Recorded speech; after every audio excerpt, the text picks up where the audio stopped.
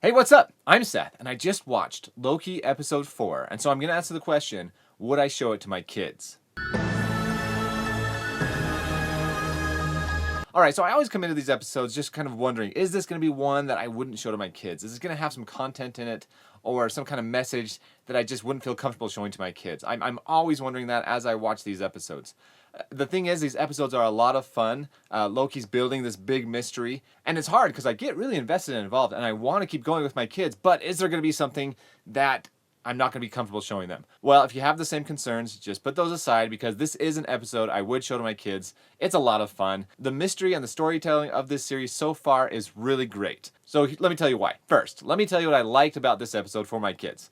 First of all, a lot happens in this episode, finally. I mean, I felt like we had episode 2 was a little slow. Episode 3 was even more slow. This episode, a lot happens. Some major things happen. I'm going to be really careful and try not to give spoilers in this review because you maybe haven't seen it yet. I'll give a warning, maybe light spoilers, just because, you know, in the very first of the episode, the main judge, Mobius's boss, she's going up an elevator, and it opens to the room of the timekeepers. Right? So that's how this episode starts, and it just gets better from there. Just by recap, in the last episode, Loki and the female Loki, Lady Loki, her name is Sylvie, we find out, are trapped on this planet that's just about to be destroyed. You've got a moon coming down, they couldn't escape it. So again, just light spoilers. They are able to get off the planet, but I won't tell you how. Me and my kids were wondering last week about kind of a power that Loki revealed at the end of the last episode. I was hoping it would come up in this episode. So we see that Loki and Lady Loki, they're captured again by the TVA. That's what this episode's all about. Again, that's where I'm going to stop. There's just a lot that happens in this episode. This episode moves forward a ton, and I was just excited the entire time. It was great.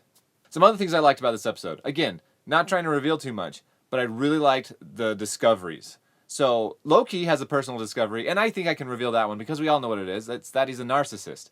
And it's kind of a turning point for him a little bit. It's very interesting that he kind of has this self-discovery about this fact, and it helps him with his relationships in this episode. Mobius also has another big discovery. I won't talk about that one, but that's very interesting and helps push this episode along as well. And then finally what I like is just the mystery of it all. There's this big overarching mystery to this entire series. It's like, what's going on? What's happening? We get a couple of answers in this episode, but not all of them. And this episode ends on some big cliffhangers, and that is tons of fun. I like that. I like that for my kids because, again, it gives us something to talk about afterwards. What I didn't like about this episode was the lying. I mean, I know that's kind of Loki's thing, but it's not just him. There's other people lying in this episode. They're giving different stories about some things that happen. And it's hard to keep track of what's what. It's hard to know how you can trust these people. Even between Loki and Mobius, Loki gives a couple of fake stories and Mobius just is blowing it off. How does he ever know it's real?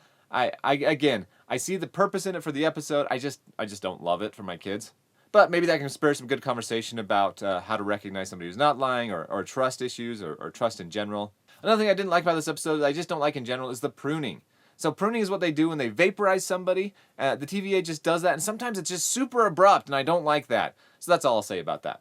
I do like that the pruning is not especially violent, right? It's just kind of magical. It's people kind of turning into the pixie dust. It's almost like the blip a little bit, but just more bright and shiny. So, you know, that's kind of cool. So overall, my review of this show is it's great. Again, like I come into each episode wondering, will this be an episode that I don't feel comfortable showing my kids? That hasn't happened yet. This show is more intense. So I will say this show is not made for preschool age kids. A couple of the episodes of WandaVision, I felt like I could show to my 5-year-old and not worry about it at all. This show's not made for that. It's just more intense. It's more for the, I would say, older kids is what it's kind of geared towards. I do really like that Marvel does a good job, again, not making things uncomfortable, but still making it super fun. I also really like the fact that this show is like a movie. I mean, the production value of this show is incredible, and it's really cool, and it's just fun to watch. It's almost seamless as well. It makes it feel like this is right in line with the Marvel Cinematic Universe. Alright, so that's all I'm going to say about this episode, but there are some good questions that could come out of it.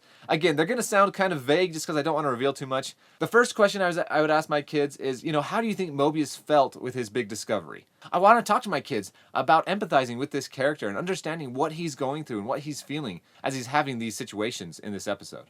Another question I would ask my kids is, what is more important to you at this point in the series? Is it the characters and what's happening with them and their safety? Or is it figuring out this mystery? That's a question I have, and I would just, I don't think there's a right answer there. I'm curious, is what's more compelling for my children? Is it the characters? Is it the mystery? Maybe it's both. That's kind of fun to see for the personality of my kids, what they're really interested in. And finally, I would just ask for predictions. Last week, my kids and I predicted that the timekeepers were actually Loki, Mobius, and maybe Sylvie, just because one of them had kind of some horn things. I don't know. That could still be a thing. But it's fun to offer these big predictions and have these discussions afterwards, just because that's what this show does well, is create these mysteries, and you can talk about it. And whether you're right or wrong, it doesn't really matter because nobody knows. So it's just fun to theorize and talk about.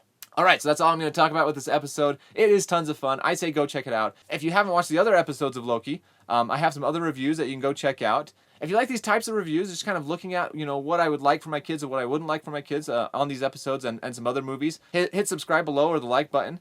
Comment, let me know what you think about these Loki episodes and what your predictions are as well. Thanks for watching, and I'll talk to you soon.